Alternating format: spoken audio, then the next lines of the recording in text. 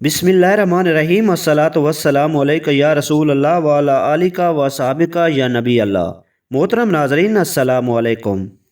حضور نبی کریم صلی اللہ علیہ وآلہ وسلم کا فرمان عالی شان ہے، اللہ تعالیٰ کے کچھ بندے ایسے ہیں جو نہ نبیوں میں سے ہیں اور نہ شہیدوں میں سے ہیں، لیکن روز محشر انبیاء اور شہداء ان کی قدر و منزل دیکھ کر رشک کریں گے۔ صحابہ کرام نے حضور صلی اللہ علیہ وسلم سے عرض کیا کہ وہ لوگ کون ہیں جن کو دیکھ کر رشک ہوگا؟ آپ نے فرمایا یہ سراپا نور ہوں گے اور نورانی راستوں کے مسافر ہوں گے۔ حضور نبی کریم صلی اللہ علیہ وسلم کی اس حدیث پاک سے معلوم ہوتا ہے اولیاء اللہ کا روز محشر والے دن اللہ تعالیٰ کے حضور کیا مقام اور انعام ہے۔ اولیاء اللہ وہ لوگ ہوتے ہیں جو اپنی ریاضت و مجاہدات کے ذریعے کامل ہوتے ہیں اور لوگوں کے لیے راہ ہدایت ہوتے ہیں۔ قرآن مجید میں ارشاد باری تعالیٰ ہے کہ اللہ کے ولیوں کا نہ کچھ خوف ہے اور نہ غم، اور اہل تقوی کے لیے خوشخبری ہے کہ ان کے لیے دنیا و آخرت میں ان کے لیے بے شمار انعامات ہیں اور یہ ان کے لیے بڑی کامیابی ہے۔ ناظرین کرام، آج کی اس ویڈیو میں حضرت شیخ بہاؤالدین ذکریہ ملتانی کے بارے میں گفتگو کریں گے۔ حضرت شیخ بہاؤالدین ذکریہ ملتانی رحمۃ اللہ تعالی علیہ 565 ہجری میں ملتان میں پیدا ہوئے۔ حضرت شیخ بہاؤالدین ذکریہ ملتانی رحمۃ اللہ علیہ قریشی اور نسل تھے۔ حضرت شیخ بہاؤالدین ذکریہ ملتانی کے جد امجد حضرت کمال الدین علی شاہ قریشی مکہ مکرمہ سے خوارزم آئے اور وہاں سے ملتان آ کر سکونت اختیار کی۔ حضرت شیخ بہاؤالدین ذکریہ ملتانی کا خاندان صرف علم و فضل میں یکتائے روزگار تھا، یہی وجہ ہے کہ کئی پشتوں سے ان کا خاندان منصب قضا پر فائز رہا۔ حضرت کمال الدین علی شاہ جب ملتان میں قیام پذیر ہوئے، حضرت کمال الدین علی شاہ کے ہاں حضرت شیخ جلال الدین پیدا ہوئے اور پھر ان کے ہاں حضرت شیخ ابو بکر پیدا ہوئے۔ حضرت شیخ ابو بکر کے ہاں حضرت مولانا وجیہ الدین محمد پیدا ہوئے، جن کی شادی ان کے بالغ ہونے پر حضرت مولانا حسام الدین ترمذی کی بیٹی سے ہوئی۔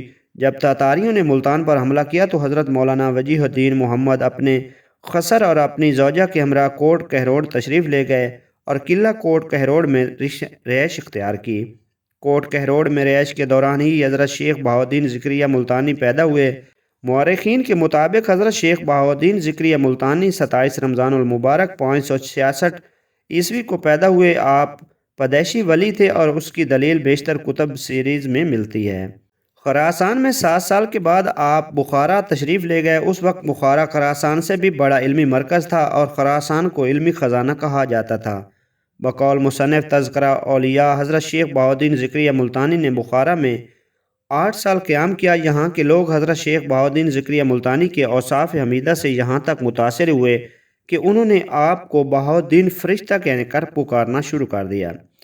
خراسان اور بخارا کی تمام درسگاہوں سے فیض یاب ہونے کے بعد حضرت شیخ بہاؤالدین ذکریہ نے تزکیہ نفس اور باطن کی اصلاح کی طرف توجہ دی اور مسلسل 20 سال تک سخت مجاہدات اور ریاضات میں مشغول رہے۔ حضرت بہاؤالدین ذکریہ ملتانی اس دوران حج کے ارادے سے مکہ مکرمہ تشریف لے گئے۔ حج بیت اللہ کے بعد آپ کو مقام عرفات پر حضرت خضر علیہ السلام کی زیارت بسعادت نصیب ہوئی۔ حج بیت اللہ کے بعد آپ روضہ رسول صلی اللہ علیہ وآلہ وسلم کی زیارت کے لیے مدینہ منورہ تشریف لے گئے اور 5 سال تک روضہ رسول میں قیام فرمایا۔ اس دوران آپ نے مشہور محدث حضرت مولانا کمال الدین محمد سے حدیث کی تعلیم حاصل کی۔ مدینہ منورہ سے رخصت ہونے کے بعد حضرت شیخ بہاؤالدین ذکریہ ملتانی بیت المقدس تشریف لے گئے اور یہاں کچھ عرصہ قیام فرمایا۔ اس دوران آپ نے بیت المقدس میں موجود تمام انبیاء کرام کے مزارات اقدس پر حاضری کی سعادت حاصل کی۔ بیت المقدس سے روانہ ہونے کے بعد آپ دمشق تشریف لے گئے۔ دمشق میں آپ کا قیام تقریباً 5 سال تک رہا۔ اس دوران آپ کی کیفیت میں ایک اضطراب پیدا ہوا اور آپ نے مرشد کامل کی تلاش شروع کر دی۔ دمشق میں قیام کے بعد آپ بغداد تشریف لے گئے۔ بغداد میں اس وقت حضرت شیخ شہاب الدین سہروردی مشہور ولی تھے۔ حضرت بہاؤالدین ذکریہ ملتانی جب حضرت شیخ شہاب الدین سہروردی کی خانقاہ میں داخل ہوئے تو انہیں دیکھتے ہی بے اختیار دل سے آواز آئی، تیری منزل یہی ہے اور یہی تیرا گوہر مقصود۔ کچھ دیر تک حضرت شیخ بہاؤالدین ذکریہ ملتانی پر جذب کی کیفیت طاری رہی اور پھر بڑے والہانہ انداز میں حضرت شیخ شہاب الدین سہروردی کی طرف بڑھے۔ اس مرد جلیل کے سامنے سر تسلیم خم کر دیا، دست بوسی کی سعادت حاصل کی اور گلوگیر آواز میں اشعار پڑھنے لگے۔ حضرت شیخ شہاب الدین سہروردی نے یہ شعر سنے تو حضرت شیخ بہاؤالدین زکریا ملتانی کو اٹھا کر گلے سے لگا لیا۔ حضرت شیخ بہاؤالدین زکریا ملتانی نے کہا، شیخ میں بہت تھک گیا ہوں۔ یہ کہہ کر آپ ایسے رونے لگے جیسے کوئی گمشدہ بچہ اپنی ماں کے سینہ پر سر رکھ کر رو رہا ہو۔ حضرت شیخ شہاب الدین نے شوق کا یہ عالم دیکھا تو فرمایا، بیٹا، فراق کے بعد وصال اور وصال کے بعد فراق، اس کا شکر ادا کرو کہ تم آسودہ منزل ہو گئے، ورنہ بے شمار لوگ تو راستے میں پیاسے ہی مر جاتے ہیں۔ اس کے بعد حضرت شیخ شہاب الدین سہروردی نے آپ پر حلقہ ارادت میں شامل کر لیا۔ حضرت شیخ بہاؤالدین زکریہ صرف 17 دن تک حضرت شیخ شہاب الدین سہروردی کی خدمت میں رہے۔ اس بارے میں حضرت شیخ بہاؤالدین زکریہ ملتانی فرماتے ہیں، اس وقت شیخ الشیوخ جو کہ خرقہ زیب تن فرمائے ہوئے تھے، وہ اپنے جسم مبارک سے اتار کر میرے سپرد کیا، اور پھر اپنا وہ مصلی جس پر وہ خود عبادت میں مصروف رہے تھے اور وہ خرقہ جو حضرت سیدنا علی المرتضیٰ سے حضرت شیخ الشیوخ رحمۃ اللہ علیہ تک اپنے مشائخ کے توسل سے پہنچا تھا، مجھے عنایت فرمائے۔ یہ سب دیکھ کر دوسرے جو مرید طویل عرصے سے ریاضتوں میں مشغول تھے حیران رہ گئے لیکن کسی میں لب کشائی کی جرت نہ ہوئی۔ دل میں ان کے یہ ضرور خیال آیا کہ وہ اتنے برسوں سے ریاضت کر رہے ہیں، چند دنوں میں یہ سب کچھ لے کر چلتا بنا۔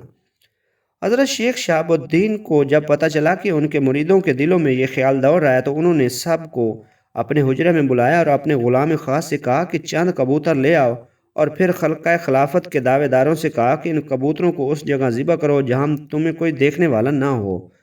تمام مرید کبوتر لے کر چلے گئے، ان میں سے حضرت شیخ بہاؤالدین زکریہ ملتانی بھی شامل تھے۔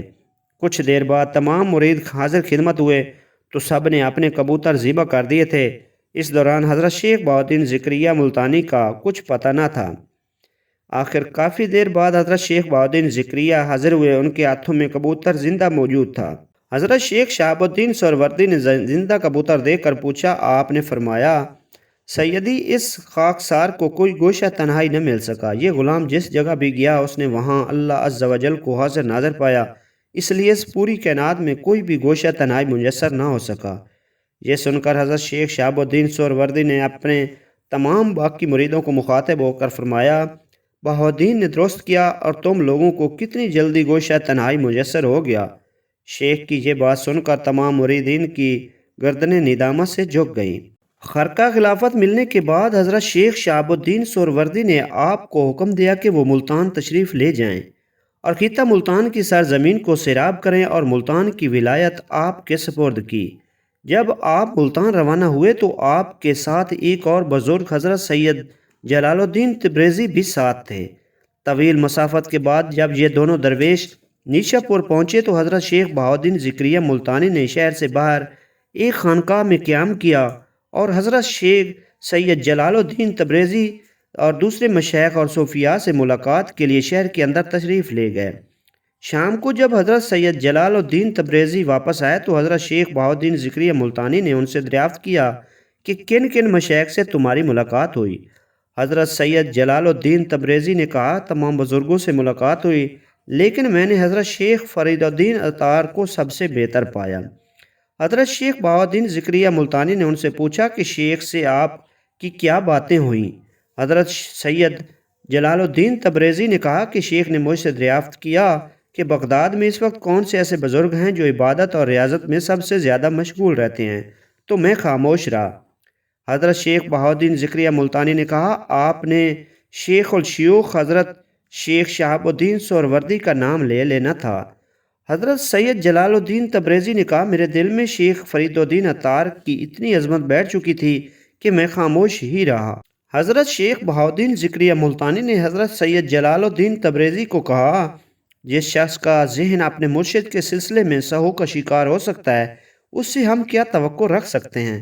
یہ کہہ کر آپ ان سے علیحدہ ہو گئے اور ملتان تشریف لے گئے، جبکہ حضرت سید جلال الدین تبریزی خراسان تشریف لے گئے۔ اس طرح شیخ الشیوخ حضرت شیخ شہاب الدین سہروردی کی یہ بات صحیح ہوگی جو انہوں نے ان دونوں بزرگوں کے روانہ ہوتے وقت کہی تھی کہ تم دونوں کے راستے جدا ہیں۔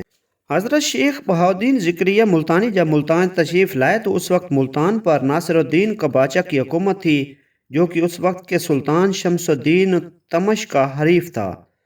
حضرت شیخ بہاؤالدین ذکریہ ملتانی کا قلبی لگاؤ سلطان شمس الدین تمشق کی طرف تھا، کیونکہ شمس الدین تمشق اس وقت اپنی نیک نامی، زہد و تقوی، دینداری اور شریعت کی پاسداری کی وجہ سے مشہور تھا۔ حاکم ملتان ناصر الدین کا بادشاہ سلطان شمس الدین کی بڑھتی ہوئی طاقت کی وجہ سے اس کے خلاف سازشوں میں مصروف تھا۔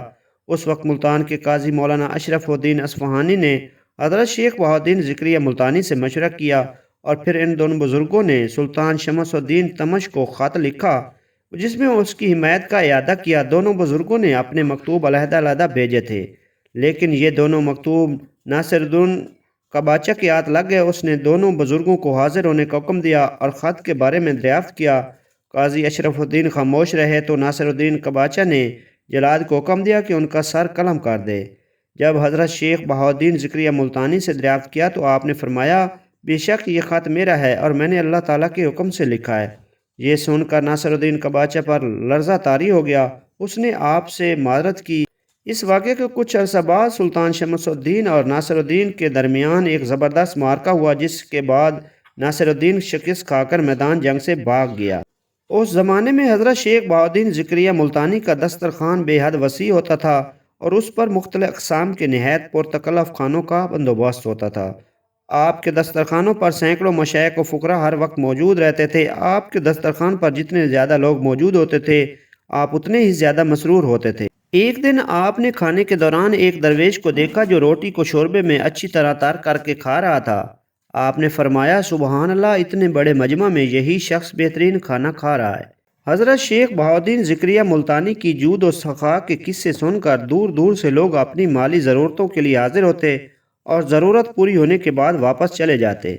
ایک مرتبہ ایک شخص خانقاہ میں داخل ہوا اور عرض کرنے لگا، میں نے آپ کی سخاوت کے بے شمار قصے سن رکھے ہیں۔ دنیا میں یہ بات مشہور ہے، جو سوالی بھی آپ کے در پر آتا ہے وہ مایوس نہیں لوٹتا۔ حضرت شیخ نے اس کی آمد کا مقصد دریافت کیا تو اس نے کہا، مجھے اتنی اشرفیاں عنایت فرمائیں جتنے انبیاء علیہ السلام اس دنیا میں تشریف لائے ہیں۔ حضرت شیخ بہاؤالدین ذکریہ ملتانی اور دیگر حاضرین مجلس کے چہروں پر حیرانگی کی لہر دور پڑی۔ اس اثناء میں حضرت شیخ بہاؤالدین ذکریہ ملتانی کے ایک مرید حضرت حاجی جمال کمبو نے درخواست کی کہ اس شخص کے مسئلے کو مجھے حل فرمانے دیں۔ حضرت حاجی جمال کمبو بھی ایک امیر کبیر شخص تھے اور حضرت شیخ بہاؤالدین ذکریہ ملتانی ان سے بے پناہ محبت کرتے تھے۔ حضرت شیخ بہاؤالدین ذکریہ ملتانی نے اجازت دے دی۔ ایک مرتبہ حضرت شیخ بہاؤالدین ذکریہ ملتانی کے معتقدین اور مریدوں سے بھرا ہوا ایک جہاز غرق ہونے لگا۔ انہوں نے آپ سے روحانی استعداد حاصل کیا اور یوں اللہ عز و جل نے مدد فرمائی اور جہاز غرق ہونے سے بچ گیا۔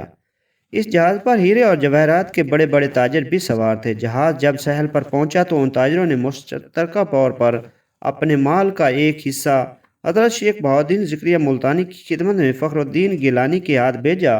ان جواہرات اور نقد کو ملا کر کل رقم 70 لاکھ چاندی کے ٹکے ہوئے تھے۔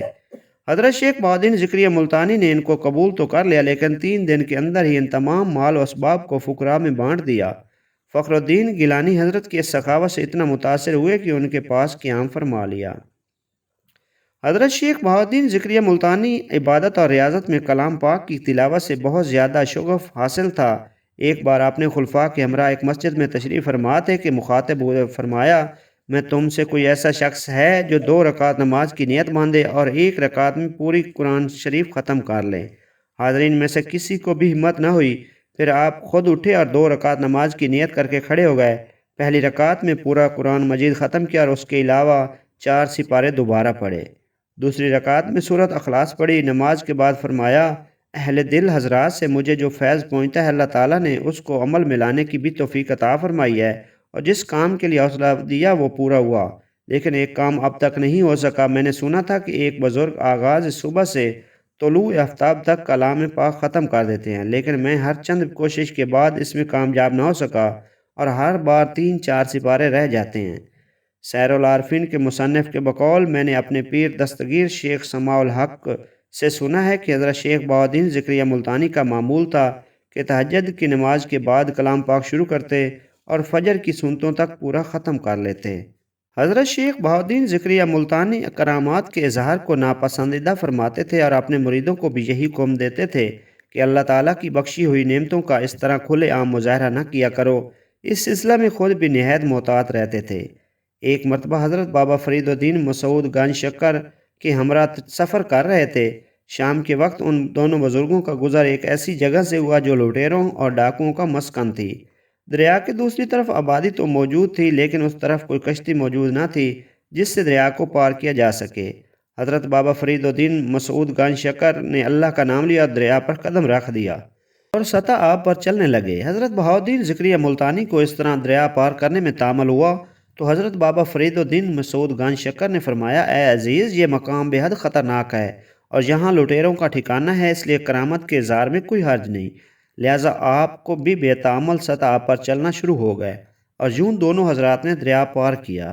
96 سال کی عمر میں زہد، تقوی، علم و فضل، انکسار و تواضع اور جود و سخا کا پیکر، دنیا اسلام کا ایک عظیم منبع بے شمار گمراہوں کو صراط مستقیم پر گامزن کرنے کے بعد خالق حقیقی سے جا ملا۔ آپ کا وصال 7 صفر 661 ہجری کو ہوا۔ آپ کا وصال کے متعلق مشہور ہے کہ آپ اپنی خانقاہ میں آرام فرما رہے تھے کہ ایک بزرگ صورت شخص خانقاہ کے دروازے پر نمودار ہوئے۔ انہوں نے حضرت شیخ صدر الدین عارف کے بارے میں لوگوں سے پوچھا۔ پھر جب حضرت شیخ صدر الدین عارف تشریف لائے تو ان بزرگ نے آپ کی طرف ایک خط بڑھایا کہ یہ اپنے بابا جان کو دے دینا، بہت ضروری خط ہے۔ حضرت شیخ صدر الدین عارف نے لفافے پر لکھا ہوا عنوان دیکھا تو حیران رہ گئے، مگر بزرگ سے کچھ نہ پوچھا۔ حضرت شیخ بہاؤالدین ذکریہ ملتانی کی خدمت میں حاضر ہو کر وہ لفافہ ان کو پیش کر دیا۔ حضرت شیخ بہاؤالدین ذکریہ ملتانی وہ لفافہ ملنے کے بعد فوراً حجرے سے باہر نکلے اور اس بزرگ کو تلاش کرنا شروع کر دیا، لیکن دور دور تک کچھ پتہ نہ چلا۔ آپ ابھی ان بزرگ کے بعد سوچ ہی رہے تھے کہ فضا میں آواز گونجی، دوست با دوست رسید، یعنی دوست دوست کے پاس پہنچ گیا۔ حضرت شیخ صدر الدین عارف اور دیگر اکابرین نے نزدیک جا کر دیکھا تو دنیا سے پردہ فرما چکے تھے۔